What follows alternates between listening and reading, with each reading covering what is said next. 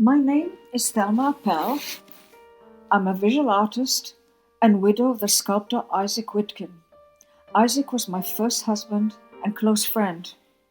He was born in South Africa and left his country, then at the height of apartheid, after having worked for several years as a commercial pottery designer. All the while he pursued his vocation as a sculptor, an occupation with which he was engaged since early childhood when he showed remarkable aptitude. Isaac came to England already an accomplished representational artist. He came to further his studies in sculpture and broaden his mind, and we met as students at St. Martin's School of Art. Isaac died in 2006, and I plunged into a profound sadness and a paralyzing grief.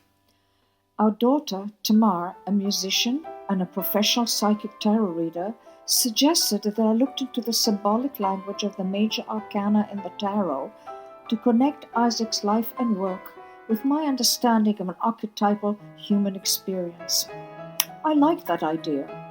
I began the process of healing and rediscovered my muse in a series of paper collages which became full-scale paintings. I chose as my vehicle of inner transformation a series of images based on Kabbalistic tarot of the major arcana. The 22 major arcana images depict man's symbolic journey from the Fool, 0, to the World, Attainment, 21. The arc of Isaac's life in my heart is crystallized for me in 4 paintings from this journey of the tarot.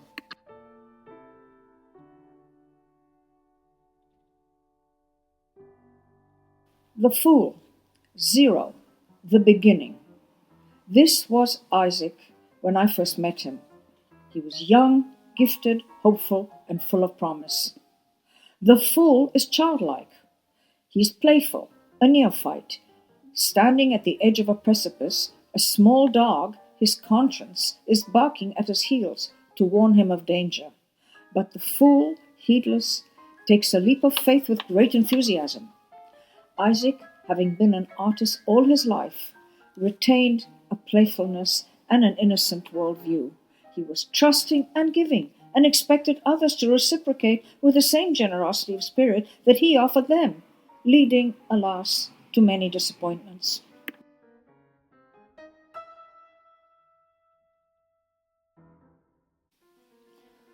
The Magician. This was Isaac at his zenith. Like a magician alchemist who transforms dross lead into gold, Isaac could transform the raw materials of metal, stone, wood, or fiberglass into the gold of his boundless imagination. Isaac's vision aimed for the stars and reached the moon. He was always aware of the volumetric presence of sculpture in articulating space and the importance of creating a meaningful dynamic from all perspectives. In fact, there was no material this magician did not make heroic efforts to master.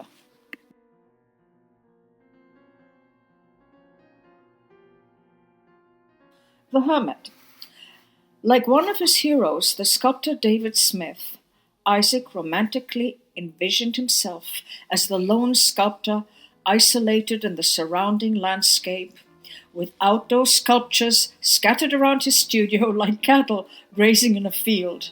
He created beautiful and meaningful objects to express archetypal and mystical truths about significant pieces of great music, references to his birthland Africa, and personal life experiences. The sculptures depicted outdoors in this painting are Africa, and behind it is a sculpture called Dirge, and behind that is Maasai II. Isaac the Hermit enters the inner chambers of his mind, rooms within rooms, each containing an actual sculpture he made. Eolith, Earth, Water, Sky, and Transfiguration, the apogee of Isaac's creative genius, a return to the figure as it undergoes a metamorphosis into strange yet familiar biomorphic shapes. The Hermit carries his lantern, which represents the light of inspiration and of wisdom.